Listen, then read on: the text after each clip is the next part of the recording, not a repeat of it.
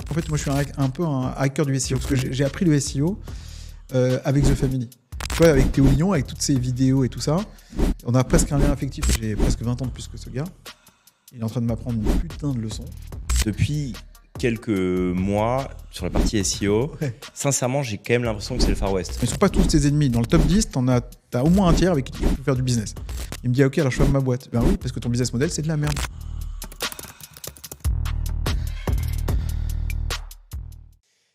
Hello à tous, bienvenue pour ce nouvel épisode d'Insubmersible. Aujourd'hui, on reçoit le GOAT de Malte pour celui qui le suit sur les réseaux sociaux. C'est un expert SEO, un très bon ami aussi également. Emmanuel Bismuth, ça va ? Super. Je suis ravi de t'avoir aujourd'hui pour ce nouvel épisode. On continue sur la partie SEO puisqu'on a eu Amandine il y a 2 semaines. Ouais. Donc là, on continue avec toi sur la magie du SEO. Pour ceux qui ne te connaissent pas, peut-être en 2 mots, qu'est-ce que tu fais, Emmanuel ? Alors, en 2 mots. 3. 3. Allez. Ben, merci déjà, Thomas. On se connaît depuis pas mal d'années maintenant. Après, je sais pas, peut-être ça fait longtemps.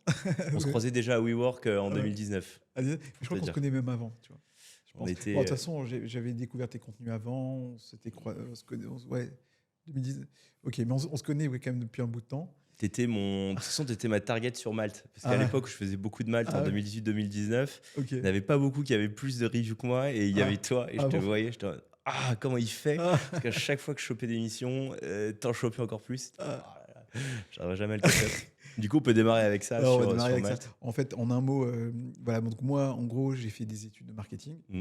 Mais à l'époque, en fait, j'ai fini mes études en 2005-2006 et il n'y avait pas Internet. C'est du marketing généraliste, tu vois. Ouais. Et en fait, 2005-2006, je commence à travailler et mes premières missions, c'est dans le SEO et le SIA. Google Ads et le SIA, en fait, le canal search. Ouais. En fait, aujourd'hui, quand on dit SEO ou quand on dit même SIA, c'est devenu un peu compliqué. Parce que, voilà, mais on va reprendre les fondamentaux. Donc moi, ce qui m'intéresse, c'est le search.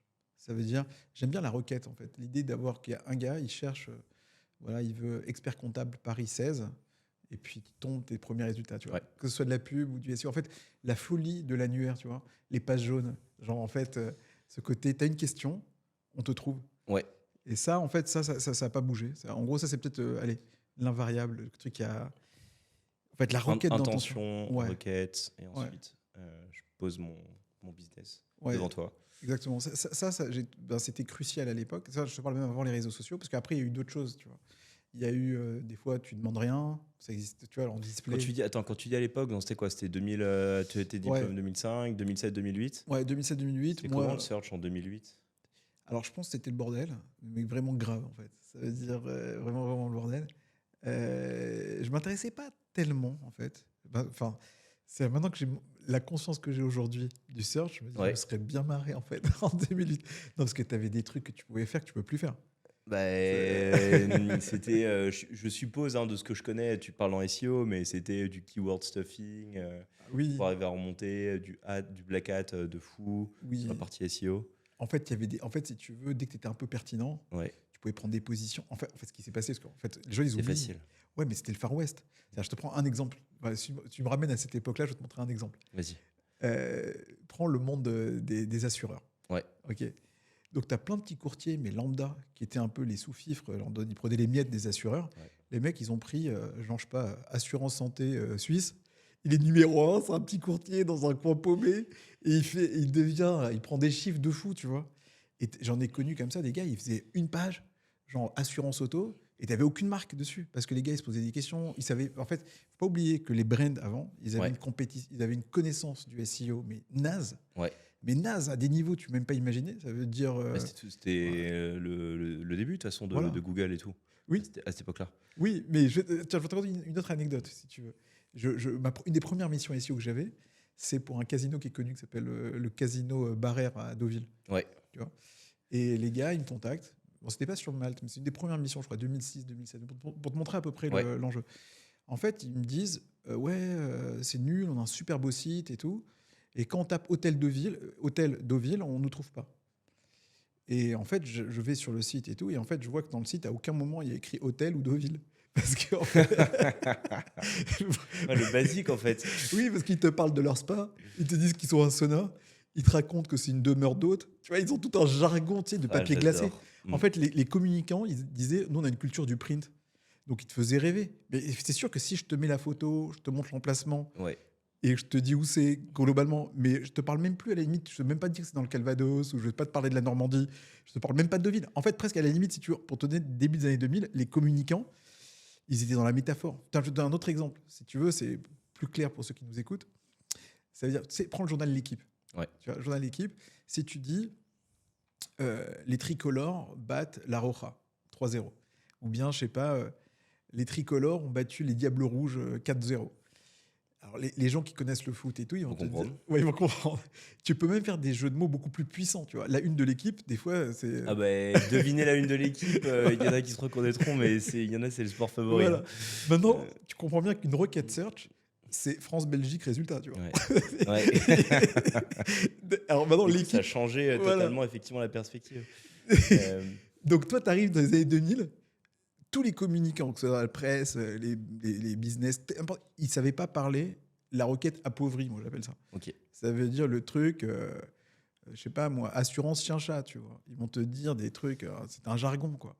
Et donc, du coup, en fait, les gens communiquaient tellement mal que quand tu avais quelqu'un qui faisait une page optimisée, requête, ça veut dire donc Ouais. sans Simple, métaphore. facile, Voilà. Casino de ville. Voilà, exactement. Et ben là, si tu regardes, prends l'exemple actuel, ce serait l'équipe. L'équipe, ils ont fait vraiment, c'est très clair. Tu as la presse papier avec des jeux de mots, et en fait, c'est presque un langage codé Ouais. pour les connaisseurs. Et tu as les Google Actualités, l'équipe, ils jouent pas là-bas. Ils vont pas te dire les tricolores, ou ils vont pas te dire les Canaries, ils ont battu, je sais pas. Ouais, ouais. Non, ils font ça différemment. Mais du coup, c'est hyper intéressant ce que tu dis. J'ai l'impression que quand tu t'en parles, en 2007-2008, c'était facile. C'était facile Ouais. d'aller faire du business sur Ouais. du SEO, etc. Quasiment 20 ans plus tard, Ouais. c'est pas la même logique. Je veux Non. dire, Casino de ville, bon courage. Oui. Euh, Qu'est-ce que tu en penses et comment Alors, aujourd'hui tu. Non, je vais te rassurer. Quand même. Ouais. Parce qu'en fait, si tu veux, avant, il n'y avait même pas 10% du trafic qu'on a aujourd'hui. Ouais. En termes d'opportunités, il n'y avait pas de Ok. téléphone mobile. C'est-à-dire que les gens aussi, il faut se rendre compte. Ça veut dire, imaginons que tu avais, je sais pas, 10 000 recherches dans le mois, sur, je sais pas, Casino de Ville, mais tu en as 100 000 en permanence, 24 heures sur 24, sur des terminaux mobiles, des tablettes, des ordinateurs. Donc le gâteau, Ouais. il a fait x10 en 20 ans, ou x50. Il n'y avait pas les volumes de transactions. Il faut voir aussi ce qu'il y a en e-commerce, en transactions, en génération de leads et tout. Ça a fait x10, x20, x30. Donc en fait, quand les gens me disent ah ouais, mais toi, quand tu arrivais sur Malte, c'était facile. Ouais, mais attends, il n'y avait pas de mission, mec.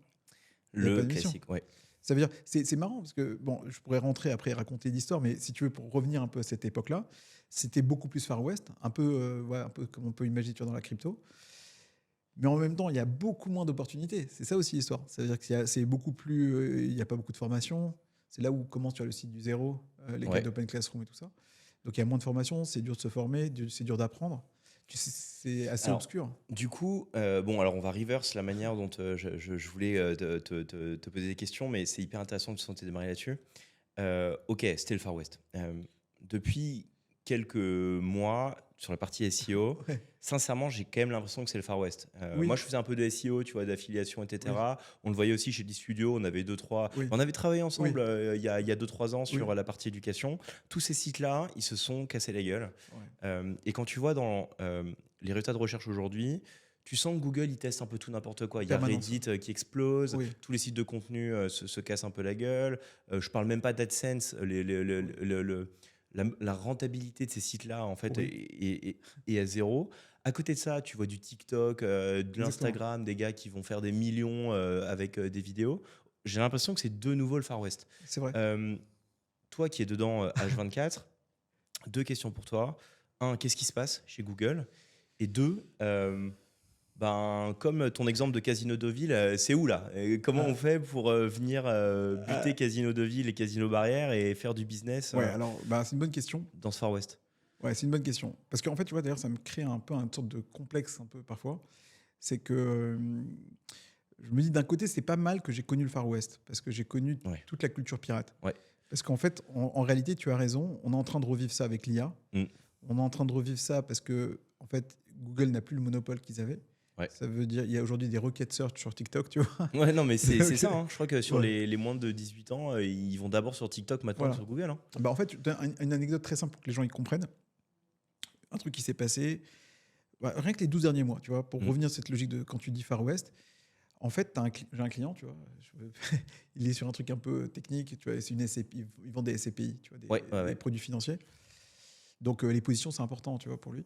Il est 5e, il est content. Il a un trafic, il aimerait bien être premier, mais ça fait qu'un an qu'il existe et tout. Ouais, mais bon, il a quand même un beau trafic. Parce qu'en fait, parfois, tu sais, quand tu es 5e, imagine que les 2-3 premiers, ils n'ont pas le même positionnement, ils ont pas. Bon, il récupère quand même un beau trafic. Et du jour au lendemain, il dégage.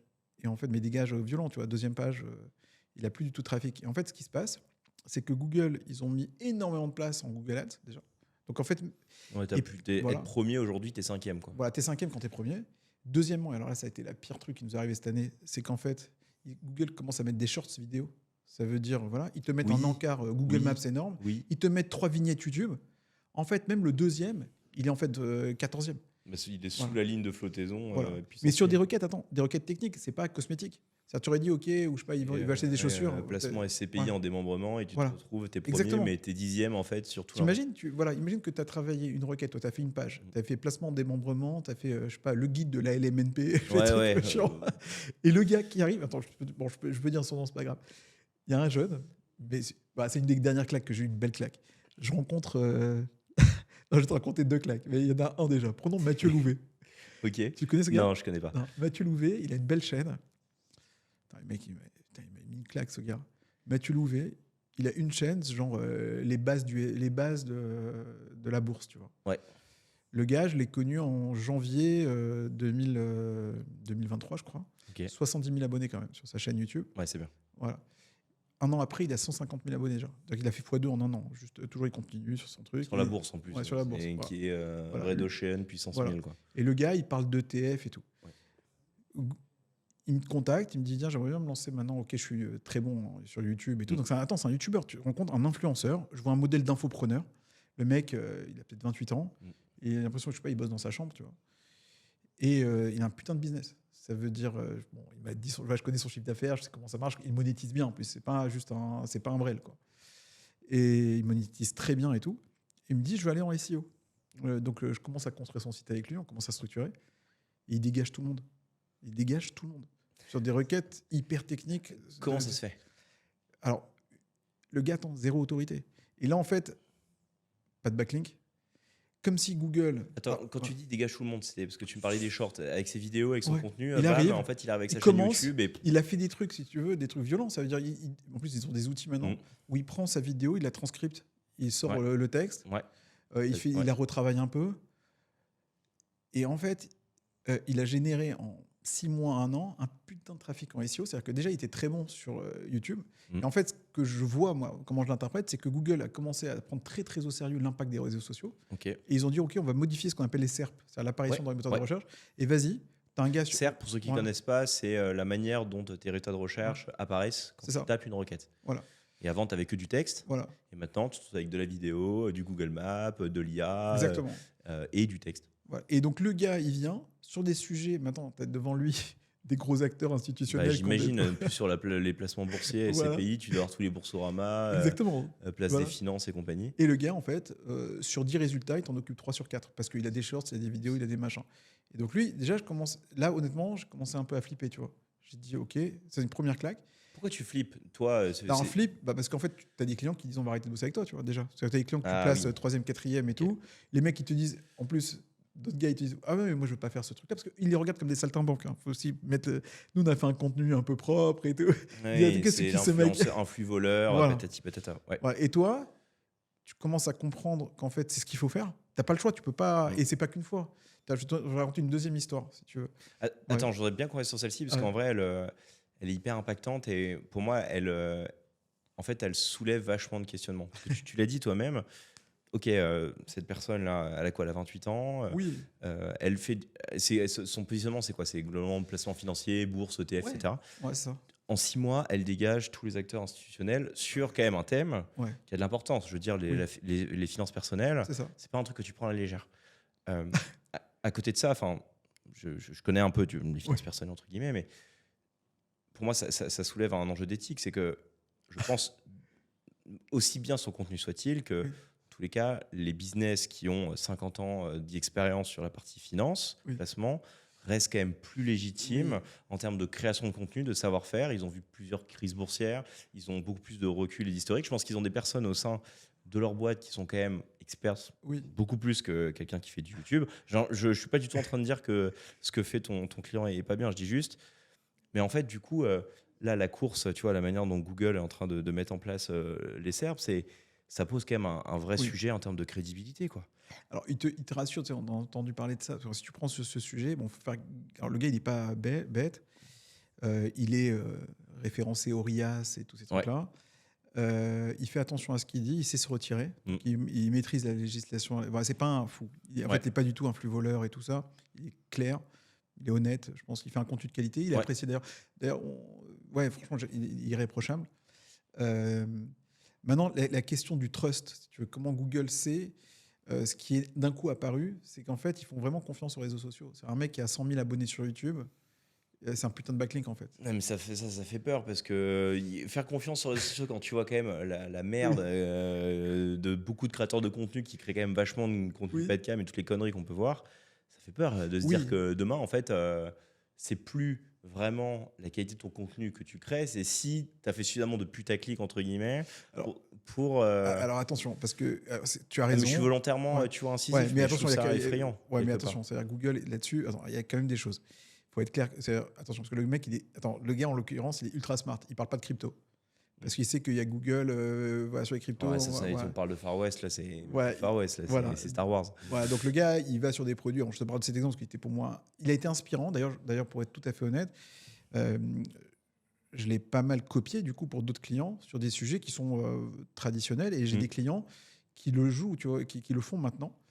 Je parle pas spécialement de ce client-là. Je dis juste en tant que tel, la manière dont Google, en fait, aujourd'hui, est en train de faire évoluer les SERP et en fait, quel contenu va être poussé. Je trouve ça assez effrayant de se dire qu'il va regarder en fait l'engagement sur les réseaux sociaux pour se définir qu'en fait, lui, il a l'autorité, alors qu'avant, le principe de backlinks, etc., était quand même assez bien pensé. En fait, si tu veux, honnêtement, c'est compliqué de savoir comment ça fonctionne, cette histoire de backlink et tout ça. Enfin, mon expérience, c'est difficile. Tu peux encore tromper Google sur pas mal de choses et tout. Mais ce qui est nouveau, disons, c'est que, comme dirait quelqu'un, un directeur d'une grosse agence SEO, je pense que je suis assez d'accord avec ce qu'il disait. Il me disait, aujourd'hui, je pense que Google est encore beaucoup plus fin qu'on imagine. D'abord, ils se rendent bien compte des empreintes SEO. C'est-à-dire, le gars, il y a des avis qui sont postés sur lui. C'est pas que du backlink, tu vois. En fait, ce qui est en train de se passer, à mon sens, ça, je reprends, tu vois, les expressions un peu d'Andrea Ben Saïd, par exemple. En fait, le marketing digital est devenu de plus en plus concurrentiel. Et en fait, les notions de branding commencent à revenir. Et en fait, ça veut dire comme si on oublie un peu les backlinks à l'ancienne. J'ai un volume de backlinks. C'est moins technique. Ça veut dire, à un moment donné, tu fais autorité.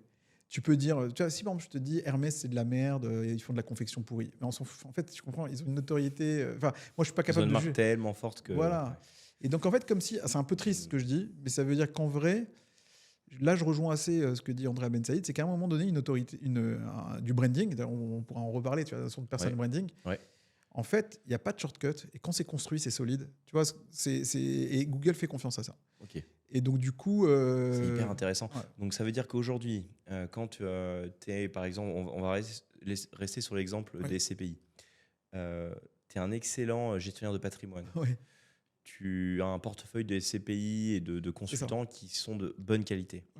Tu produis du contenu de qualité. Tu n'as pas de brand, tu es mort. C'est dur. En fait, aujourd'hui, je pense que c'est mon deuxième exemple. Regarde mon deuxième exemple pour te donner. En fait, je peux te dire, c'est un peu une sorte de. J'ai dépensé plus de 10 000 € sur mon propre site de mon agence SEO. Accolades. Donc en fait, je peux te dire à peu près les chiffres. Je dépense genre 6 000 balles de refonte graphique, design, refonte toutes les pages. Je dépense encore, je sais pas, 4 000, 5 000 balles pour tous les contenus. Je dépense de l'entretien après mensuel sur plein de sujets et tout. On commence à gagner des positions et tout ça. Très vite, tu fais plus. Tu as dépensé 15 000, 20 000 balles en un an. Tu gagnes un peu de trafic et tout, mais bon, c'est pas fou. La génération, t'es plutôt break-even, c'est-à-dire tu as plus ou moins rentré dans tes frais et tout. Et là, en fait, moi, ça a été un peu une révélation. D'ailleurs, ça m'arrive souvent, je me rends compte maintenant. Ça arrivait vraiment pendant le mois d'été, en juillet. Donc, tu sais, le business commence à baisser. Tu prends du recul. Commence à du recul et je dis, j'ai dépensé quand même 20 000 balles, j'en ai marre. Et je vois, je commence à regarder les vidéos de Théo Lyon. Que je prenais, honnêtement, un peu Voilà, c'est pas un peu de haut. Ouais. Mais bon, je commence à regarder une vidéo, une deuxième vidéo, une troisième vidéo. Je vois que le gars, il est bon, il est smart, il est intelligent, il comprend des choses que je comprends pas. Et je vois son site. Et c'est une putain de landing page de merde. C'est un truc pourri. Et il dit ce qui génère en lead grâce à sa création de contenu sur Dingue. YouTube. Et je me dis, putain, j'ai presque 20 ans de plus que ce gars. Il est en train de m'apprendre une putain de leçon. Et en fait, il y a eu lui. C'est génial. Ça veut dire Théo, il m'a éclaté. C'est-à-dire Théo, il m'a éclaté. Et en fait, si tu veux, aujourd'hui, je pourrais te le. Enfin, il y a eu deux choses. Il y a eu Théo parce que c'est celui sur lequel la personne avec laquelle je me sentais quelque part le plus proche. Il est patron d'agence. Je me suis dit, je comprends ce qu'il fait. Voilà. Et a priori, tiens, a priori, je devrais faire comme lui, tu vois. Et la deuxième personne, bon, ça a été Naval Ravikant. Ouais, normal. Voilà. De tous s'éclater. Hein, voilà, Naval, voilà. Mais Théo, il m'a tué. Théo, en fait, Théo m'a tué, ouais.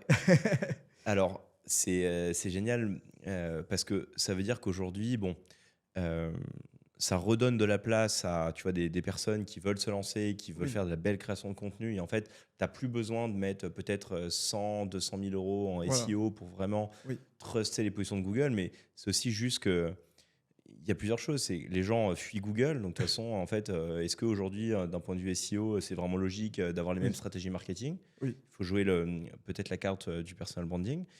Et deux, du coup, c'est le Far West. À ceux qui nous écoutent, là, qui veulent se lancer, qui veulent aller truster des positions SEO, j'entends bien, rapidement. Là, de ce que tu vois avec tes clients, rapidement, qu'est-ce qu'on doit faire ? Aujourd'hui, si tu veux, bon, après, ça dépend. La première chose à se poser, c'est est-ce que dans ton business, il y a une requête d'intention ? Parce que si on n'a pas, on laisse tomber le canal. Ça peut arriver. Je te donne un exemple. Tu as quand même des business qui sont juste du push, tu vois, où il faut être juste, je sais pas, personne ne fait de recherche sur ces sujets-là, tu vois, mais quand on te présente ça sous les yeux, pourquoi pas ? Donc, bon, pas tous les business sont adaptables, sont intéressés, ou il y a un intérêt en tout cas d'investir pour du SEO. Du coup, vas-y, regarde, on prend ton exemple, parce qu'en plus, tu t'es vachement mis à la création de contenu. Dans mon exemple. Demain, imagine, tu n'avais pas Accolade, tu n'as pas tes 20 ans d'expérience SEO, là tu repars de zéro, Emmanuel, ok. Alors, vas-y. Mais par contre, tu as toute ta connaissance SEO, tu fais quoi pour te démarquer ? En fait, c'est ce qui s'est passé, c'est que moi, en vérité, j'ai compris que, je peux te dire à peu près 2022, j'ai compris qu'il il faut changer un peu de fusil d'épaule. Alors, en fait, le search ne va pas changer. C'est-à-dire, si tu veux, il y a l'IA, il y a ChatGPT, il y a de la vidéo, il y a plein de formats différents et les réponses peuvent être très différentes. Et je pense que c'est ça un peu ce que fait Google. C'est-à-dire, Google, ils se disent, et je pense qu'en vrai, si tu veux, le point rassurant, parce qu'on va quand même rassurer les gens, le point rassurant et qui est fondamental de garder en tête, c'est qu'en fait, la requête d'intention, elle est toujours là. Le jour où je fais flipper, et c'est pas encore le cas, c'est si demain tu me dis les gens ils cherchent plus rien, tu vois. Ils savent plus ce qu'ils veulent. Ouais, ils savent plus ce qu'ils veulent. Mais en fait, c'est pas le cas. Parce que je te donne un exemple, tu vois, un mec qui dit avocat divorce, c'est une requête, on sait ce qu'il veut, tu vois. Voilà, j'ai bossé pour. Il va taper, je sais pas, avocat prud'homme. Tu comprends ce qu'il veut. Et ça, c'est des requêtes d'intention. Tu comprends, il va pas aller suivre une TikTokeuse. Il a pas intérêt à suivre TikTok ou Instagram sur des problématiques de divorce. Tu vois, c'est pas un sujet. Donc toi, forcément, agence SEO, freelance SEO, ça, c'est des clients, SEO, ils viennent direct. Donc toi, tu as de la requête d'intention. Voilà, donc vas-y, imagine, tu n'as plus ton bagage, tu as juste tes connaissances, tu fais quoi ? Alors maintenant, une fois que tu as compris, tu dis, putain, dans mon domaine, je suis avocat, je suis expert comptable, je travaille dans la finance, je travaille dans n'importe quel business où il y a un gros sujet intentionniste. Alors une fois que tu as ça, alors maintenant, c'est là où ça devient plus compliqué. C'est pour ça que là, on est dans un autre monde. C'est que dans le top 10 des résultats de Google, on ne peut plus faire comme avant. C'est-à-dire quoi concrètement ? C'est-à-dire qu'il faut que tu acceptes l'idée, je vais te prendre une analogie, c'est que d'abord, un tiers, ça va être des marketplaces. Donc déjà, sois partenaire avec eux, ce que les SEO ne disent pas en trop. Ça veut dire déjà, c'est comme si je te dis, toi, tu as un appart à Paris que tu voudrais louer de temps en temps, fais pas le malin. Dans le top 10 des résultats, il y a Abritel, il y a Airbnb, il y a ce que tu veux. Donc déjà, tu te références bien chez eux et tu joues les règles de la marketplace. Donc ça, c'est un gros sujet. Tu veux tes freelance SEO, tes freelance SIA, tes freelance machin, joue les règles des marketplaces parce que eux, ils ont des budgets que tu n'auras jamais. Ils ont une puissance de frappe que tu n'auras pas. Donc joue les jeux des marketplaces. Ils génèrent une trop grosse part du trafic. Un peu comme, par exemple, tu as un e-commerçant. Aujourd'hui, un e-commerçant qui ne s'intéresse pas du tout aux plateformes, je sais pas, Amazon, voilà, c'est un peu con, quoi. À moins que tu fais du dropshipping, tu as une marge de merde et tout, mais tu es un bon e-commerçant, tu as une marge correcte. J'ai travaillé avec des e-commerçants qui faisaient même des prix différents, ils brandaient différemment, c'est pas les mêmes produits, tu as l'impression, mais en fait, c'est la même chose. Ok. Mais sois smart, tu vends un coussin, tu peux. Ouais, donc tu surfes sur l'audience et le trafic Voilà. de pure player et de. Donc déjà, plateforme. la première Ok. chose que je te dirais, c'est que déjà, on est en 2024, voilà. Pour l'autorité des autres. Voilà, déjà, tu vas jouer, alors, ils sont pas tous tes ennemis. Dans le top 10, tu as au moins un tiers avec qui tu Mm. peux faire du business. Que ce soit de l'affiliation, tu peux te référencer chez eux. Et ne cherche pas à les dégager. C'est-à-dire, là, c'est fini, tu vois. C'est Booking, ils sont là. Tu vois. Ouais, c'est clair. Bien Bon courage. Voilà, et même quand un e-commerçant il me dit ah non mais moi j'ai ma marque, mais attends, Burberry ils sont sur Amazon, hein, je sais pas moi. Les grandes marques de fringues et tout, ils sont tous sur des belles marketplaces. Tu vois, ou même si t'aimes pas Amazon, il y a des marketplaces de luxe, il y a des marketplaces de ce que tu veux. J'ai bossé avec des marketplaces ultra d'artisans, ultra luxueux, tu vois. Donc tu as des marketplaces de fous qui existent. Ouais. Déjà c'est Donc déjà, ça, ouais. ok, market. Mais ça attention, quand on dit marketplace, c'est là où il faut bien comprendre. Attends, c'est pas le bordel. Il y a un algo derrière et il y a du search. Il y a Donc, du search il y a la Amazon. requête d'intention. Donc Bah après, ouais. en fait, tu fais le travail, mais Ça sur veut la dire, marketplace. voilà, je le fais pas, mais il y a un garçon, peut-être tu connais, qui s'appelle Billy Orsini. Non. Billy Orsini, tu vois, il a une des. Je sais que c'est un truc qui me réchauffait, tu vois. Mais je peux lui envoyer des clients. Mais aujourd'hui, il fait du référencement sur Amazon. Oui, ben Voilà. ça, je me souviens déjà à Ouais. l'époque, quand moi j'étais sur Malte en 2019, on me demandait des missions Ouais. Search Amazon. Bah, tu vois, lui, tu vas l'inviter. Billy, c'est un gars invité. Parce que. Il en signe. Ouais, Billy Orsini, c'est un mec bien. Il était dans le bootcamp de Thibaut. Ok. De Thibaut. Le gars, je l'ai référencé numéro 1 sur Amazon Ads et tout, sur Ah, Malte. c'est toi qui l'as carrément fait. Ouais, je l'ai fait. Excellent. Il a chopé énormément d'émissions. En inbound, il est numéro 1 en France. Bon, il est très bon. Mais tu vas dire, ah ouais, il est sur une niche. Mais attends, aujourd'hui, tu es e-commerçant, tu n'es pas sur Amazon. Tu peux pas, tu vois. C'est comme si tu non, dis. mais allô, quoi. Voilà. Donc, déjà, voilà. Donc, déjà, si tu veux, quand tu parles de search, premier sujet, c'est déjà. OK. Après, tu as un deuxième sujet qui est aussi un peu violent. C'est quand tu parles de search. Attends, quand on parle. Au niveau des résultats de Google, c'est ta fiche Google My Business que tu peux sponsoriser. Mais toi, tu connais ça en Google Ads. En local, et sur ton téléphone mobile, elle va apparaître. Je joue là-dessus. Il y a des mecs qui appellent direct. Hein. Ça veut dire il y a des business. Oui, mais il faut que tu sois un business de localité. Voilà, pour ceux qui font ça. Ouais. Mais tu as aussi, pas tous les business, mais tu auras des shorts, des vidéos, je sais pas, des FAQ. Enfin, il y aura plein de choses qui vont apparaître dans les résultats de recherche. On voit, comme tu dis, alors, le pire, c'est que dans l'année, ça change. Ou en fonction des résultats, tu n'as pas les mêmes apparitions. Ouais. Donc, c'est vrai que c'est compliqué ce dont on parle. Mais ce qui est certain, voilà, ce qui reste vrai, c'est qu'il y a différents formats d'apparition qui répondent à une requête search. Je te donne un exemple simple. Prenons Legal Start ou Legal Place. Legal Place, j'ai bossé avec eux. On a travaillé surtout sur les backlinks Legal Place. Mais je voyais ce qu'ils faisaient sur le content, où je ne suis pas vraiment intervenu sur la partie content.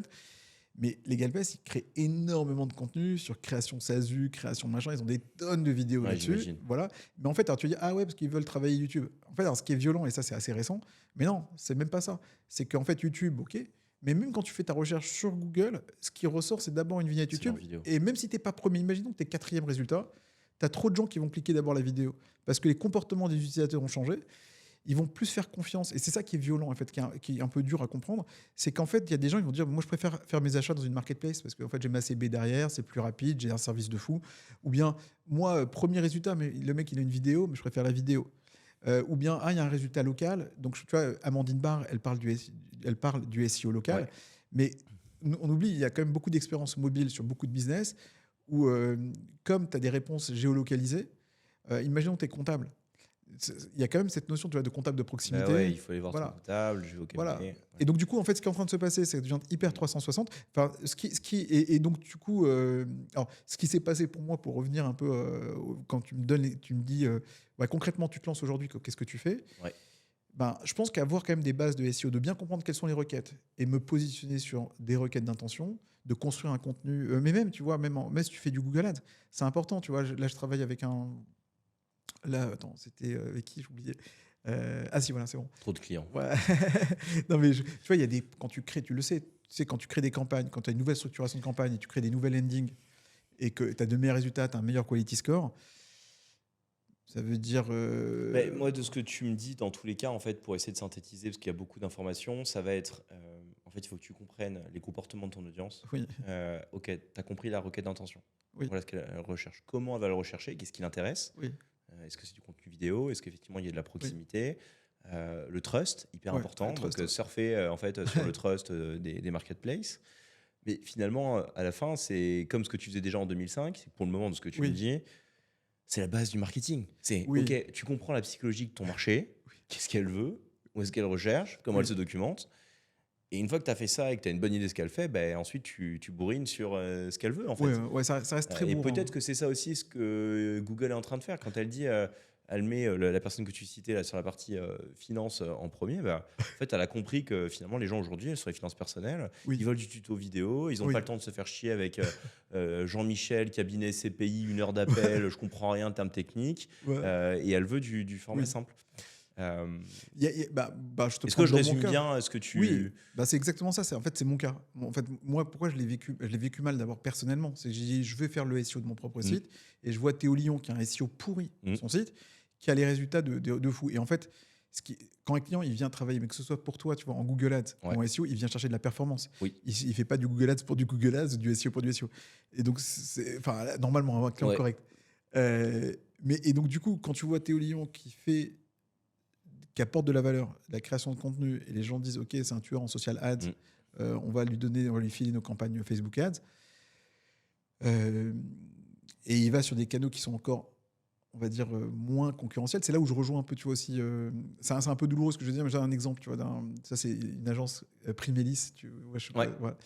Primelis, ils m'ont raconté voilà, qu'en en SEO, mais pour te donner une idée, c'est dans la rénovation énergétique, ils ont signé des contrats à 100 000 euros mensuels, tu vois. ok, Ok, parce que sur des enjeux tellement ouais, concurrentiels, avec des enjeux. Voilà. bah, on connaît. Ok, d'accord, tu connais tous Mm, ces sujets-là. Donc, euh, donc il y a des sujets. Si tu me dis, ok, demain, tu viens, je bosse avec Emmanuel en SEO sur la rénovation énergétique, je vais être honnête, ça va être chaud. Quoi. Je ne peux pas faire grand-chose quand tu as des gars en backlink qui sont au top du top, en contenu, ils en font pas 100, ils en font des milliers.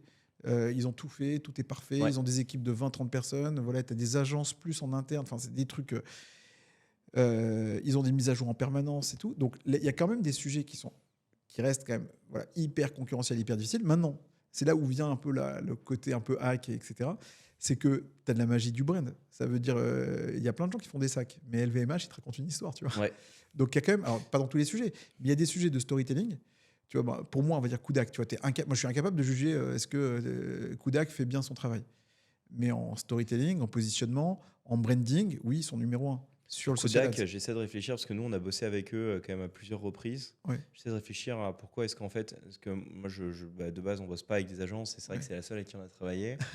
Euh, Moi, je pense que j'ai bossé avec eux pour deux choses. C'est la crédibilité. C'est-à-dire que Théo, il produit quand même beaucoup de contenu. En tout cas, au début, il produisait beaucoup de contenu aussi sur sa capacité en tant qu'agence Kodak à générer de la performance, tu vois, pour ouais, les e-commerce.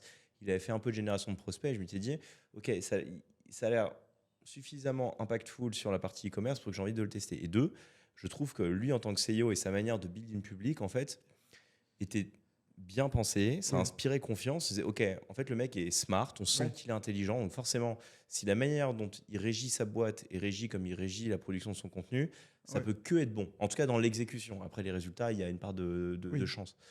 Euh, mais du coup, moi, c'était, tu vois, la raison pour laquelle j'avais travaillé avec lui. ouais. Euh, du coup, pour revenir à ce que tu disais, tu vois, sur les grosses agences, bon, l'évolution SEO ou toi, euh, est-ce que tu penses que finalement, tu vois, cette incarnation, ce personal branding aujourd'hui, Alors, c'est essentiel en fait si ouais. tu veux venir choper du gros client ou te faire une place sur des marchés qui sont déjà saturés? Ben, ouais. C'est un peu douloureux parce que, tu vois, j'en parlais avec Christophe Chen il y a quelques temps. Ouais. Alors, il y a deux choses quand même voilà, sur lesquelles je voudrais mettre l'accent. C'est que le branding, d'abord, c'est pas un gros mot. Ça Mm. veut dire, voilà. Le personal branding, c'est pas non plus un ego trip et quelque chose pour les extravertis. Parce qu'en fait, alors, je- moi, voilà, j'ai parlé 2 fois à Théo Lyon, je le connais pas personnellement et tout. Mais en fait, c'est quelqu'un qui inspire confiance aussi dans la vraie vie. Ouais, c'est ça. Voilà. Donc, c'est des gens souvent qui sont authentiques. Et souvent, moi, voilà, même avec, tu vois, je connais bien maintenant Thibault Lyon, Kevin Dufresne, et pas mal de créateurs de contenu. Thibault Louis. Ouais, Thibault Lyon. Thibault Lyon, ça ferait un beau, ça D'ailleurs, ferait un beau mix. d'ailleurs, je l'ai dit une fois, tiens, c'est la deuxième fois que je fais ce lapsus. Non, c'était Thibault lui. Ouais, mais pas mal de créateurs. Et souvent des créateurs, c'est un truc qui est étonnant, souvent des créateurs qui ont un putain de personal branding. C'est des gens dans la vie assez introvertis, adorables, gentils, etc. c'est pas que c'est voilà, c'est pas du tout des extravertis, c'est pas du tout le monde du showbiz en fait, hein, c'est pas ça. Ils apportent de la valeur, hein, c'est des créateurs de contenu qui apportent de la valeur, donc ça n'a rien à voir. C'est pas il y a pas de bling bling en fait, hein, même s'ils sont ouais, ils sont simples en fait. Donc ça c'est le premier sujet. Donc en vrai, t'as pas besoin de faire le clown en fait. C'est pas ça le sujet.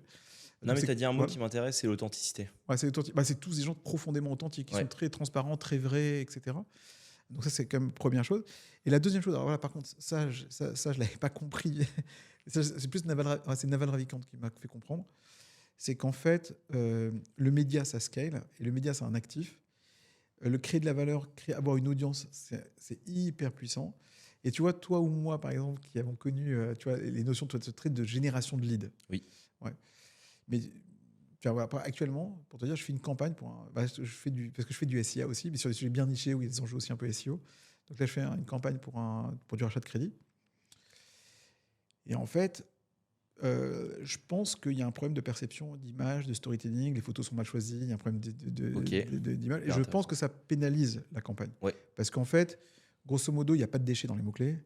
On a les résultats qu'on a, mais le fait qu'on n'arrive pas à atteindre les meilleurs leads, qu'on n'arrive pas, tu peux augmenter toujours ce que tu veux, mais il y a un moment donné où en fait, voilà, on est arrivé. Donc moi, c'est ce que dit, voilà, je répète un peu les termes d'Andrea Ben-Saïd, mais je le vis, donc je sais que c'est vrai. C'est qu'on vit à une époque où il y a plein de gens qui font du Google Ads, plein de gens qui font du SEO.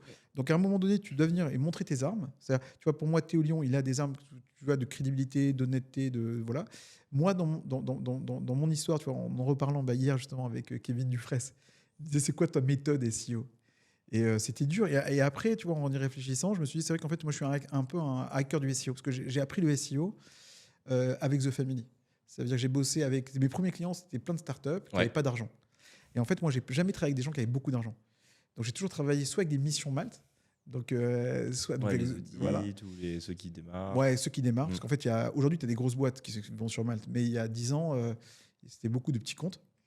Donc j'ai démarré toujours avec des gens avec qui tu as une épée de Damoclès sur c'est toi tes résultats, soit t'as pas de résultats. C'est pour ça que j'ai fait aussi 400 missions. Tu sais, j'ai pas connu tu as une mission qui te fait vivre pendant 10 ans. Ouais, c'est ça. C'est là où tu as été bon d'arriver à signer tous ces gars. Bah non, j'ai signé plein. Donc j'ai fait plein de petits cas, etc. Mais en même temps aussi la souffrance de jamais avoir une rétention faible. Voilà. Prédictabilité, ouais. Et donc du coup, ça m'a donné une culture très très hack. Donc aujourd'hui, par exemple, personnellement, moi, j'ai aucun problème à accepter les nouvelles règles du jeu de Google. Ouais, donc il n'y a pas de règle quand Kevin te demande c'est quoi ta méthode SEO, en fait. Je suis très 360, très hack. Tu vois, un dernier hack SEO, tu vois, j'en parlais hier avec Kevin. Voilà, un hack SEO en ce moment qui marche, qu'on a vu, qui fonctionne. Ouais. Tu vois, il y a beaucoup de gens qui disent ouais, travaille pas avec l'IA et tout ça. Bah, tu vois, on a des clients avec lesquels on travaille en ce moment. On travaille beaucoup avec l'IA, on fait beaucoup d'enrichissement de contenu avec l'IA et ça cartonne. Ça veut dire on écrit quand même beaucoup avec ChatGPT en SEO et ça marche. J'adore ce que tu dis parce que c'est tellement vrai. En fait, pour moi, la leçon de ce que tu expliques sur le SEO, c'est juste une leçon de marketing et qu'il n'y a pas de recette magique. C'est à toi de comprendre à qui tu t'adresses, comment ton audience fonctionne. Et c'est pas parce que Bidule il fait de l'IA enrichi que toi, ça va marcher. Non, c'est pas sûr. Ça se trouve, en fait, tu n'as pas besoin. Et tu parles du rachat de crédit.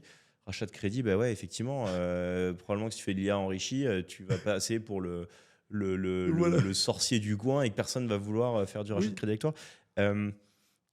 Et ça, je trouve ça pas mal parce que, moi, sur la partie SEA, c'est des questions que j'ai toute la journée. Thomas, j'ai une campagne, est-ce que je dois faire du CPA cible, du machin, comment je clôture, les SCA, etc. Et moi, ma réponse à chaque fois, c'est mais j'en sais rien. J'en sais rien. Je connais pas ton marché. Et ce qu'il faut, c'est que tu testes, comprends ton marché, comprends ce qu'il veut. Oui. Et en fait, la recette magique de ton marché, à toi de la trouver, quoi. Mais dans ton marché, dans ton métier, tu vois, il y a des choses qui m'intéressent, c'est vraiment une question que j'ai sincèrement, parce que je la pose sur moi, toi, j'en profite de te la poser.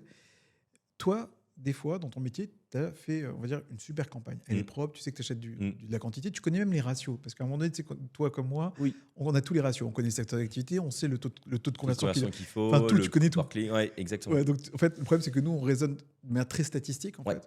Donc, tu vois, là, j'ai fait tiens, pareil. Ah tiens, je regarde un truc, j'ai fait parce que je fais de temps en temps du consulting Google Ads one shot. Ouais. Donc là, j'ai un gros start-upper, il me dit tu analyses mes campagnes en 1 heure et tu me fais Mais c'était très. Moi, j'aimais bien. Et en fait, je dis sincèrement, les campagnes étaient bien. Bon, j'ai vu quand même 3-4 trucs, mais qui vont te faire gagner. Il m'a dit est-ce qu'on peut diviser par 2 le coût d'acquisition? Je lui dis avec ce que je viens de faire comme optimisation, tu vas enlever 30%. Mais tu ne diviseras pas par 2. Il me dit est-ce que tu es certain? Je lui dis ouais, tu ne peux pas faire diviser par 2. C'est-à-dire que là, on a déjà des bons mots-clés, c'est propre. Tu as fait 2 merdes ici. On a les CTR, ils sont nickel, ton taux de conversion est nickel. T'as ce que Ouais, t'as, tu pourras pas aller plus bas. on peut aller jusqu'à 30% d'amélioration. Ok. Ok. Il me dit, ok, alors je ferme ma boîte. Je dis, ben peut-être, ouais. Mais je dis, ben oui, parce que ton business model, c'est de la merde. C'est pas bon. Tu as un business model, je m'excuse, tu prends 10 points. Tu as une marge de merde qui couvre pas les frais. Et donc, c'est là où, en fait, tu vois, dans ton métier comme dans le mien, parfois, tu as le business model du gars qui est merdique. Parfois, tu as la qualité de ses pages d'édition qui font pas confiance. Donc, moi, j'ai pas eu peur. Je lui ai dit la vérité. Je lui ai dit, non, soit tu changes de business model, parce qu'en fait, tu n'auras pas Ton de offre, elle est pas bonne, même. Mais en fait, tu vois, c'est là où je trouve. Enfin, ton anecdote est bonne parce que on pense souvent que Google, Facebook, YouTube, en fait, c'est la magie. C'est peu importe ton offre, Oui, tu as des gens qui le font, donc moi, je vais être rentable et en fait, c'est ça. je vais laisser l'algo me trouver du business. Mais en fait, moi, ça refait encore le écho avec ce que je disais en intro. C'est putain, mais il faut juste être marketeur en fait au début, Oui, quoi. Je énorme. veux dire, si t'as pas un bon positionnement, t'auras beau faire Google, TikTok, Snapchat ou demain SearchGPT et compagnie. Oui. Si ton positionnement il est pété, mais oui, Mais- ferme ta boîte, quoi. Mais est-ce que toi, justement, alors, est-ce que tu te permets, par exemple, de donner dans ton travail, de dire, écoutez, bon, moi, j'ai bien bossé, mais voilà, mais on va améliorer. Est-ce que tu fais, par exemple, de l'optimisation de conversion, de travail sur les CTA, ou est-ce que tu considères que ça, c'est un autre métier, ou bien tu vas aller pousser dans les Mais retranchements quand tu sais que ta campagne, elle est bien, en fait? Nous, on est propriétaire de tout. Donc, Ah, en fait, d'accord. on a effectivement les campagnes, mais on a aussi les landing pages. Nous, on vend du Ah, prospect, ok. tu vois. D'accord. Ah oui, parce Euh, que en fait, c'est vrai que chez Lead Studio, Nous, d'accord. on vend du prospect. Donc, moi, je vends Ah, ok, ok. typiquement l'intention directement à mes clients. D'accord. J'ai collecté l'intention et je la vends à mes clients. Ok. Ce que j'explique à mes équipes de média buyers, c'est que, euh, en fait, c'est pas parce que sur le papier, tu es rentable que c'est pas le max que tu puisses faire. Ok.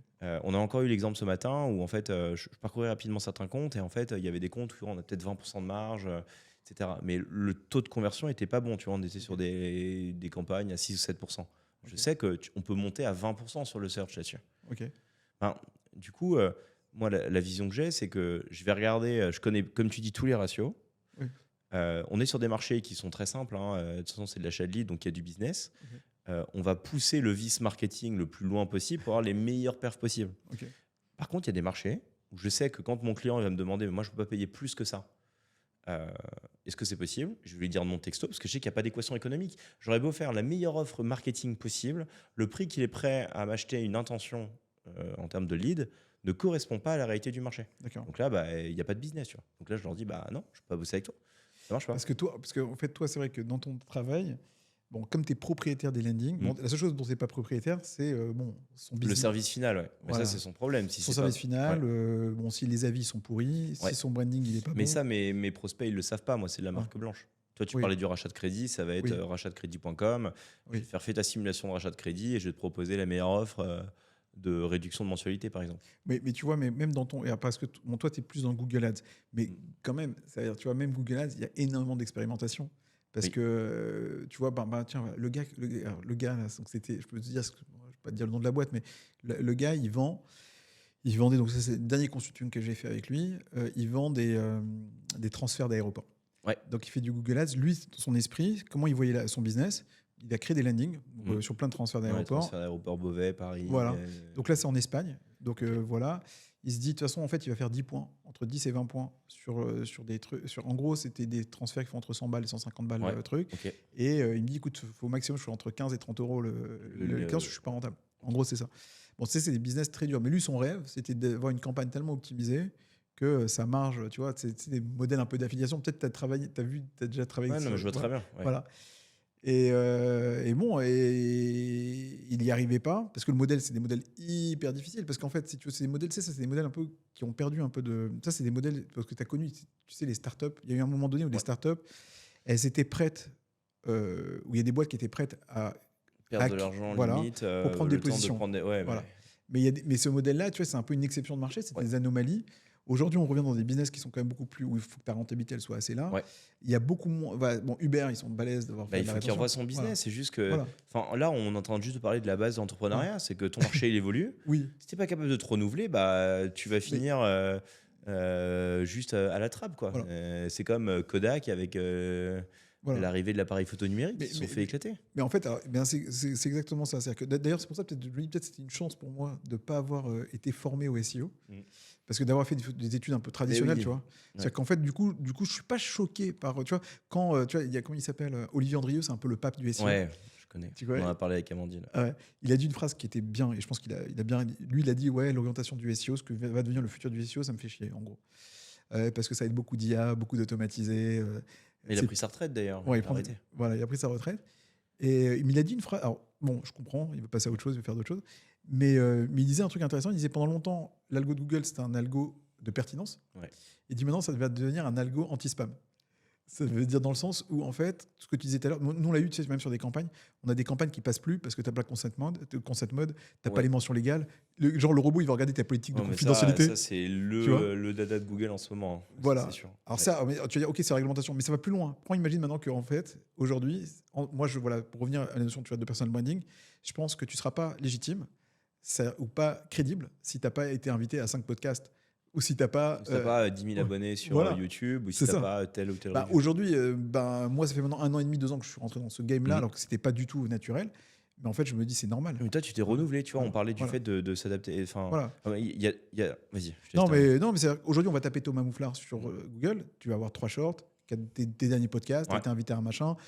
Et en fait, on revient à quelque chose de très naturel, de notoriété, de naturel, organique, propre, en fait. Je pense qu'en vrai, c'est une bonne nouvelle. C'est une sorte de renouvellement. Alors, c'est un peu le Far West maintenant, mais en fait, moi, personnellement, je suis pas très inquiet. Je pense qu'au contraire, il y a des opportunités nouvelles, il y a une sorte de rabattement des cartes. Ouais, de recréer de la marque et de la notoriété. Voilà. Donc, je pense juste que quand, par exemple, là, j'ai un avocat qui est prêt à jouer ce jeu-là, à retravailler, faire de la vidéo, tout ça, il va prendre. Mais on le voit d'ailleurs sur TikTok, il y a des plombiers qui ont explosé, qui sont créés des marques incroyables parce qu'en fait, ils font juste des tutos sur TikTok ou YouTube de comment tu débouches ton évier ou qu'est-ce que c'est que d'intervenir chez un client qui est en panique. Et ça cartonne. Et c'est vrai que c'est des choses que personne ne faisait. C'est génial parce que du coup, en fait, là, de ce que je vois, il y a plusieurs choses. Moi, c'était une des premières choses que j'avais vues quand j'étais arrivé dans le monde de l'entrepreneuriat. On m'avait filé un article de Brian Balfour. Je le cite tout le temps, celui-ci, peut-être que tu le connais. C'est Shape it like a tea. Donc, c'est forme-toi comme un thé, la barre du thé. Donc, en fait, si tu veux être un bon marketeur, qu'est-ce que tu dois faire? Avant même de te dire, je vais me spécialiser sur le SEO, le SEA, tu dois avoir le socle du marketing. Et le socle du marketing, c'est quoi? C'est la psychologie humaine. Bien sûr. C'est le copywriting. C'est les grands principes, tu vois, de design. Comment est-ce que tu mets en forme des informations sur n'importe quel format, que ce soit des sites web, du print et compagnie. Et une fois que tu es un très très bon marketeur, aussi pareil, tu vois, statistiques, analyse, etc.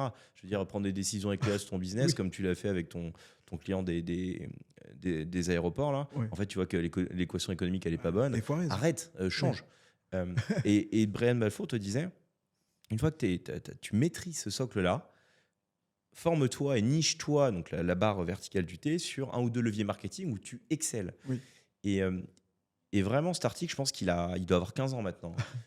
On le remettra dans la description de cette vidéo. Je vous garantis que c'est la clé pour comprendre ce qui nous arrive en ce moment et comment est-ce que toi, en tant que marketeur, entrepreneur, tu te renouvelles régulièrement et tu restes in the game. Quoi. Et tu l'as très bien fait.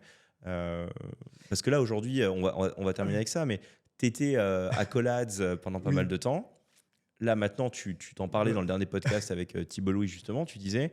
Ça, c'était une partie de ma vie entrepreneuriale. Maintenant, je sens que j'ai envie de revenir solopreneur et de créer ma marque personnelle. En fait, exactement. En fait, ce qui s'est passé, parce que pour raconter un peu le parcours, parce que je pense que ça peut intéresser des gens. En fait, tu l'as connu aussi, Thomas, ça, c'est que en réalité, c'est très cool d'être freelance. Bien qu'il y a des gens qui ne croient pas au SMIC LinkedIn, en fait, c'est pas trop dur de le faire. Mais sauf les 10 000 balles par mois. Voilà. Mais en vrai, la difficulté, c'est plutôt de dépasser les 200K en tant que free. Et en fait, c'est quasiment impossible. Donc moi, l'erreur que j'ai fait il y a 5 ans, c'est que je m'étais dit, naturellement, tu crées une agence. Et en fait, il y a plein de choses qui sont passées où en fait, c'est un autre métier complètement. Il faut savoir, est-ce que tu es capable de manager des équipes? Voilà. Est-ce que tu es capable de collecter des leads de manière qualitative, de garder les clients le plus longtemps possible? Il y a d'autres enjeux, en fait, en particulier, qui sont liés. Voilà, il faut que tu trouves du plaisir à ça. Tu vois. Moi, personnellement, je ne trouvais pas du plaisir à ça. Voilà, je comprends l'intérêt. Je sais qu'il y a des gens qui sont très forts là-dessus. Je pense d'ailleurs, tu vois, j'en ai parlé avec Jordan Chenevillier, tu vois, de Bulldozer. Souvent, d'ailleurs, même les bonnes agences ou les bons collectifs, souvent, il y a deux têtes. Tu as un gars qui va... Tu vois, moi j'ai beaucoup de respect pour Jordan. Tu as le leader et tu as l'opérateur. Voilà. Exactement. Moi j'ai compris trop tard que je ne pouvais pas faire les deux rôles. Je pense qu'en vrai, aujourd'hui, une bonne agence, si demain, tu te dis, moi, je veux scaler, je veux créer une agence, alors... moi, enfin, je me dis, il faut arrêter le truc. Mais aujourd'hui, je me dis, attends, quand je regarde un peu autour de moi, ceux qui ont réussi, voilà, pour moi, c'est Jordan et Enguerrand, tu vois. Ou je dis ce genre de personnes. Parce qu'il y avait deux têtes. Il y a un gars qui était voilà, la face visible, Ouais. communication, il génère du lead. Et ensuite, à l'opérationnel, c'était Enguerrand. Lui, il va gérer, il va s'assurer que tout est bien délivré, etc. Ouais. C'est deux métiers différents. Et en fait, tu n'as pas un créateur, un même champ, un gars qui est là-dedans et en même temps, il va être Et bon. toi, t'es le leader du coup. Ouais, c'est très difficile. Tu peux, jusqu'à un niveau de freelancing, tu peux le faire, mais quand tu arrives à des chiffres comme 1 million, tu vois, nous, on est monté, moi je suis monté dans mon agence collective, on est monté jusqu'à 15 personnes. On a dépassé le million et tout, mais je me rendais bien compte qu'il fallait être deux en fait. C'était plus possible. Et bon, ça a été. Ouais, et puis ça ne te correspondait pas Non. en tant qu'entrepreneur. Et donc là, aujourd'hui, là, tu repars sur Voilà. plus du solopreneur. J'ai découvert en fait. Mais qu'est-ce que ça a changé entre 2019, tu étais tout seul, et versus Alors en fait, ce qui maintenant s'est passé, c'est la même histoire que. En fait, d'ailleurs, Rémi Loher, peut-être tu vois, c'est qui? C'était le head of SEO de Jordan chez Bulldozer. On a eu à peu près la même histoire. C'est marrant parce que c'est incroyable cette histoire. On a lu un article qui nous a éclaté les deux au même moment et on a acheté le nom de domaine. C'est pour te dire, on a découvert un article. C'était quoi? Un jeune qui s'appelle Ben Issenman, Ok. qui est en train de créer une école IA à Paris. Ok. Un mec brillantissime, il a 26 ans. C'est un peu comme Théo Lyon, tu vois, c'est des jeunes. Ouais, mais il explose d'un coup, mais il est brillant. Ultra brillant. Je sais pas si tu vois, c'est qui Elliot Meunier, tous ces trucs-là. Oui. Voilà, c'est le grand copain d'Elliot. Ok. Ultra créatif. Tu vois, c'est des gens un peu Ulysse Lubin, ces mecs-là. Ouais. Donc Ben Issenman, hyper smart. Il écrit un article en anglais, le modèle d'hyper freelance. Et en fait, il te montre comment tu scales en freelance. Et moi, le seul modèle que j'avais de scale, c'était agence. Il dit non, tu peux scaler en freelance et je vais te montrer comment. Alors vas-y, c'est quoi? Comment tu scales en freelance? Alors, il montre qu'en fait, le gros scale en freelance, c'est d'abord le média et créer un modèle, tu vois, d'éducation, commence à t'exposer, créer du contenu. Ouais. Et en fait, en gros, lui, il te dit il y a trois choses. Tu as la presta, mais la presta, tu ne pourras pas scaler. Ouais. Il y a le deuxième niveau, c'est si tu crées des mini-produits, tu crées de l'apport d'affaires, tu vois ce que fait Chris Choly, par exemple. Ouais. Ok. Du produit, en fait, un modèle, on va dire, un peu plus passif, entre guillemets. Et tu as un troisième modèle qui est le modèle, on va dire, le goal ultime. C'est tu te dis un peu à Naval Ravikant, si tu veux, c'est que non, en fait, demain, Thomas, il a une putain d'audience. Si tu veux, ce qu'on appellerait le modèle d'éducation, d'infoprenariat, t'es une bête. C'est-à-dire que demain, tu peux, rien qu'en voilà, ton podcast et les sponsors, tes newsletters sont sponsors. Bah, c'est le fameux build distribution and then sell whatever you want. Exactement. En fait. Voilà. Tu as ton audience, tu peux vendre ce que tu veux. Ton canal de distribution. Donc lui, Ben, il m'a fait comprendre, écoute, la presta, c'est bien, continue sur la presta. Mais en fait, le goal, c'est l'éducation. Toi, Emmanuel. Voilà. Et en fait, il m'a fait comprendre qu'il fallait aller doucement. Alors, l'erreur que font la plupart, c'est là où j'ai aimé Ben, c'est que les gens ils disent ouais, moi je veux pas de revenus passifs, ils sont impatients. En fait, non, moi je suis toujours opérationnel. 90% de mon temps, je fais du travail traditionnel. Ouais. Sauf que j'ai compris qu'il y a un jeu long aussi. Et le média, c'est un jeu long. Le personal branding, c'est long et c'est des effets cumulés. En fait, ça, c'est Naval. C'est la notion, tu vois, de compound interest. Et ça, c'est puissant. Quand tu as commencé à comprendre, tu vois, moi je suis au début. Moi, je considère que ça fait 1 an et demi que je fais ça. Sauf que j'ai vu Mathieu Louvet, j'ai eu des clients qui étaient infopreneurs. En 1 an, il fait 70 000 abonnés de plus. J'ai vu Théo Lyon. Au début, tu rigoles, mais tu te rends compte qu'en fait, ça va très vite, que ça peut compound hyper vite. Ouais. Même si tu fais des vidéos à 200 vues, mais il ne faut pas se comparer à ça. La question, c'est est-ce que tu es capable de compound. Et alors, pendant 1 an, ça va être rien.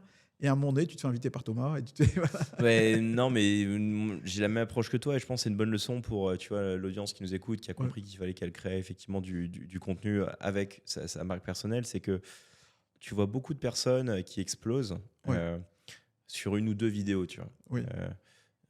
Mais en fait, ce que beaucoup de gens ne comprennent pas, c'est que les gars, ça fait 2 ans que tous les jours, ils essaient d'exploser sur cette vidéo. Et en fait, il y a aussi une part de chance dans la création de contenu où un effet d'algo, de bon invité, de bon contenu, c'est une espèce de recette de cuisine qui va te faire la presta 3 étoiles à la fin.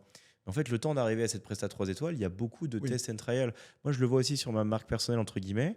J'ai cette fameuse vidéo qui est comment créer une campagne Google Ads de A à Z.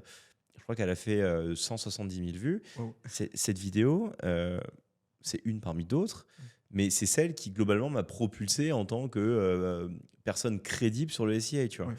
Et pourtant, j'en ai fait plein que je juge de meilleure qualité que cette vidéo, mais va savoir pourquoi celle-là, elle a pété pile à ce moment-là, tu vois. Bah oui, c'était un bon axe, etc. Et en fait, pour moi, le message de fond, c'est que créer du contenu, effectivement, et tu l'as très bien dit, il faut être sur le temps long. Voilà, il ne faut pas s'impatienter du résultat. Il faut juste, par contre, avoir une méthode. C'est-à-dire que tu crées du contenu, tu prends du plaisir à le créer. Et si jamais ça explose pas, bah, tu regardes, c'est de Oui. comprendre et t'itères. Et tu. Mais tu sais, j'ai eu, tiens, il y a un client que j'ai eu, peut-être on avait bossé là-dessus, je sais plus. Bon, j'ai eu un client. En fait, les choses se sont un peu assemblées. Tu sais aussi, tu as beaucoup de choses que tu apprends avec tes clients. En Oui. vrai. Donc, Mathieu Louvet, ça a été un exemple. Voilà, Théo Lyon, c'est un partenaire. Voilà, je l'ai vu faire. Mais j'ai eu un autre client. On faisait du SEO et on faisait un peu de SIA. Il a voulu arrêter mais on a surtout cartonné en SEO. Et c'est un e-commerçant. Et on a vraiment déchiré en SEO. Il y a un très très beau trafic. Et on avait des taux de commerce corrects et tout. Moi, il vivait bien. Quoi. Il faisait à peu près 1 million d'euros de chiffre d'affaires sur un monoproduit. Il vendait des coussins. Et on avait tout écrit sur le coussin. Tu as des douleurs cervicales. Ouais. On a tout écrit. Et bref, on a tout pété. Et le gars, il chope un Covid. Covid long et tout. Ok. Et il veut plus. Bref. Il y a plus de code contenu. Ouais, il veut Ouais. plus. Et là, en fait, j'ai rencontré. Et il me dit Emmanuel, t'as pas quelqu'un qui voudrait acheter? Je dis moi, je suis pas dans les M&A, je connais pas. Et je contacte Dot Market. Je sais pas si tu vois c'est qui. Ouais, Dot ouais, Market. bien sûr. Ok. Donc Kevin Jourdan. Ouais, Kevin et Et Mayan. Ouais. Voilà, je parle. Et Mayan Gaz. Ouais. Donc je dis à Kevin, regarde, j'ai un client. Là, il en peut plus de sa boîte et tout. On a un super SEO. C'est hyper solide et tout. Est-ce que tu aurais des clients? Et il me dit ouais, vas-y, j'essaie de le faire rentrer et tout. Et en fait, le gars, et c'est là où tu commences à comprendre que ce qu'on avait fait, on avait développé un actif, c'est que le gars, il a été vendu. Il a trouvé en quelques mois, donc Kevin lui a trouvé un acheteur. Donc c'est une grosse boîte de la literie Ouais. qui était content de vendre ce produit. Il s'est fait racheter. Kevin, qui est sympa, alors quand j'ai fait juste une mise en relation, T'as il donné, m'a envoyé 10% des fils qu'il a reçus. énorme. Donc j'ai reçu, je sais pas, moi j'ai reçu, je sais pas, 5000 balles comme ça sans rien faire en fait. Donc, juste une mise en relation. Et en fait, c'est aussi peut-être aussi une petite alerte de dire attends, le gars, il a vendu un business parce qu'il a créé des actifs. Tu vois, il y a quelque chose de beau aussi dans le SEO, Ouais. dans la création de contenu de Ouais. manière générale. Demain, tu sais, tu as une chaîne. Alors, ça paraît, ouais, je peut-être pas la vendre demain, mais tu as une audience, tu peux vendre déjà des choses et ça vaut quelque chose. Demain, ça vaut beaucoup en fait. Donc ça vaut le coup Ouais, de passer ouais. le temps et Oui. d'être vraiment sur ce temps long. Non, Oui. mais là-dessus, je suis d'accord avec toi. Et puis on en voit, je crois que c'était Théophile Hélier qui était un des premiers à vraiment créer une marque personnelle sur la partie IMO, ou Ouais. je sais plus ce qu'il fait exactement, mais j'avais entendu passer comme quoi il avait vendu son business à plusieurs millions d'euros alors que c'est sa Je gueule pense- H24, quoi. Ouais, moi, je pense que la création de contenu, ça va être enfin, je suis convaincu que c'est un des actifs les plus puissants. En fait. Ouais. Parce qu'on ne peut pas te voler ta singularité. Ouais. Tu vois, c'est un Ah des bah, termes. c'est ton monopole voilà. personnel, hein, Voilà. c'est sûr. C'est la notion, voilà, tu vois, les gens ne savent pas ce que c'est. Moi, je l'ai appris avec Jean-Charles Kurdali, ce terme. Ouais. La notion de monopole personnel. Parce qu'en fait, tu veux, il y a un seul Thomas Mouflard. Ouais. Voilà, il y a Ah un bah seul. ça, j'espère bien. Ou alors qui se Voilà. manifeste le deuxième. Mais du coup, c'est pas très grave si tu fais pas les chiffres de MrBeast. Oui. On s'en fout. Parce que les gens, ils veulent travailler. En fait, on sous-estime toi. à quel point ils veulent travailler pour toi, avec toi. Et tu vois, avec Théo Lyon, avec toutes ces vidéos et tout ça, on a presque un lien affectif. Mais avec Théo, lui. il en parlait d'ailleurs. Ouais. Il a eu quelques offres de rachat, plusieurs aussi millions d'euros, et pourtant, c'est beaucoup grâce à sa marque personnelle. Oui. Donc, non, mais c'est une bonne clôture effectivement sur cette partie marque perso, qui est que au-delà en fait de l'influence à l'instant T que Oui. tu peux créer, tu crées aussi du capital pour toi, Oui. et que si demain en fait on te dit non mais investis dans je sais pas quoi, en fait le meilleur investissement que tu as, c'est dans ta marque personnelle finalement. Pour moi, c'est fondamental. Et en même temps, si tu veux, même J'adore. Ouais, pour moi, c'est fondamental. Je veux te dire, même, je pense que demain, tu as un podcast. Imaginons, tu as un podcast sur du SIA, tu as une belle audience, tu as X abonnés. Tu veux même te retirer demain, tu peux le faire gentiment. Tu commences à faire venir d'autres personnes. Tu apprends, regarde ce que fait, même sans permission. Tu vois, nous, personnellement, moi, Yomi Denzel ne m'intéressait pas. Moi, j'ai commencé à regarder ni Maxime Blanco. Ah ouais, c'était pour Oussama. Voilà, pour Oussama. Ouais. Tu vois, mais maintenant, tu vois, la semaine dernière, j'écoute Yomi et tout ça, il n'y avait pas Oussama. Et j'ai trouvé Maxime hyper smart, hyper intéressant. C'était quel épisode? Un des derniers sur YouTube, j'ai pas vu, vraiment un des derniers. Il n'y a Ok, que faudra eux que deux, je il n'y a regarde. même pas Oussama. J'ai appris des tonnes de. Et je me dis, en vrai, ça veut dire tu vois, là, t'incarnes. Mais moi, je suis en train de me dire, mais même, imagine dans 10 ans. Tu vois, imagine dans 10 ans. Imagine même, tu n'as plus envie de faire la chaîne, tu as envie de faire d'autres choses. Mais ton audience, elle sera là. Si tu as introduit, tu as fait une passation correcte. C'est dans l'histoire des grandes boîtes, je veux dire, tous les grands entrepreneurs, il y a un moment, ils ont dû être confrontés à un sujet de passation. Tout le monde a peur du côté le personal branding, c'est Thomas. Demain, Thomas, il n'est plus là. C'est pas très vrai. Attends, regarde, Maxime, il en travaillait. Tout le monde a vu Maxime Blanco. Il dit, ouais, ce petit jeune, télé-réalité. Antoine Blanco. Antoine, excuse-moi, pas Maxime, Antoine Blanco. Ouais. Tout le monde a vu Antoine Blanco. Tout le monde a rigolé un peu. Tu vois, au début, il était hésitant et tout. Le gars, en un an, tu as vu le. Ouais, bah, il a up de ouf. Hein. Voilà, il est up de ouf. Et aujourd'hui, tu vois, je peux l'écouter que lui, tu vois. Alors que jamais je l'aurais écouté. Ouais. Et en fait, je me dis, ils ont créé une marque. Ouais. Et Ils le ont gars. créé une audience et après c'est pareil, c'est Ouais. sell whatever you want. Et en fait, Exactement. tant que ton contenu est de qualité à la fin et que ça plaît à ton audience Oui. et que ça apporte de la valeur. Euh, non, mais c'est un beau résumé de tout ce Far West qui est en train d'évoluer. Et je pense qu'en fait, finalement, même les géants de la tech ne savent pas vraiment où tout ça va évoluer. C'est juste, Oui. si on devait clôturer sur cet épisode, ça serait comprendre le marché à quel tu t'adresses, comprendre ce qu'il veut, essayer de te démarquer par qui tu es en tant que monopole personnel. C'est ça. C'est indispensable aujourd'hui si tu veux vraiment percer. En tout cas, si tu pars de zéro, de démarrer par la création de contenu et incarner ta boîte le plus vite possible. Oui. Ne pas avoir peur de le faire, même si au début c'est pas Bien 100% sûr. parfait. Et surtout, se mettre sur le temps long. Et c'est pas parce qu'au bout de 6 Exactement. mois, tu n'as pas de résultat que ce que tu fais, c'est pas bien. C'est juste que ça prend Voilà. du temps. Et il faut pas avoir peur de le faire. Et de toute façon, c'est nécessaire. Exactement. Ouais. Bah, c'est un peu ça, si tu veux. Tu as bien résumé. Parce que c'est un peu, voilà, moi-même, tu vois, je ne sais pas exactement ce que je suis en train de faire. Tu vois, je lance un bootcamp pour devenir freelance SEO. J'ai compris des choses, mais je raisonne dans un temps long. Je sais qu'aujourd'hui, tu vois, c'est le modèle d'éducation, de marque personnelle. Mais voilà, je suis dans une logique très compound. Voilà. Ouais. Voilà, Non, mais donc on apprend aussi en faisant. Hein. Exactement. Et tu sais, il y a beaucoup d'opportunités qui arrivent grâce à ça. Donc petit à petit. Enfin, il y a beaucoup de choses qui arrivent petit à petit grâce à ça, qui se construisent. Et en fait, voilà, ça maintenant, je l'ai bien compris. Et juste pour dire, quand même, pour ceux qui, voilà, les jeunes qui voudraient se lancer et tout, il y a énormément de place à prendre. Hein. Ah oui, non, mais ça. Il n'y a pas beaucoup de créateurs de contenu sur ces sujets-là. Là, tu parles à un convaincu. Emmanuel, j'ai une dernière question pour toi. J'ai écouté hier l'épisode que tu as fait avec Thibault Louis, qui était d'ailleurs super intéressant. Ah, merci. Et à la fin, il te dit il te fixe un challenge. Ah, oui, et il oui. te demande est-ce que tu es OK pour juste marcher 45 minutes tous les jours, même sur le tapis. Où j'en Je suis. pense que c'était il y a un an, il y a un mois. Est-ce que tu as tenu son challenge? Bah, le pire, c'est que ouais, j'ai perdu déjà 5 kilos. C'est vrai? Ah ouais, ouais. Ah. Il m'a éclaté. Ouais. Donc tu as tenu. Ouais, j'ai tenu, je suis incroyable. devenu. En fait, lui, plus un gars du mastermind.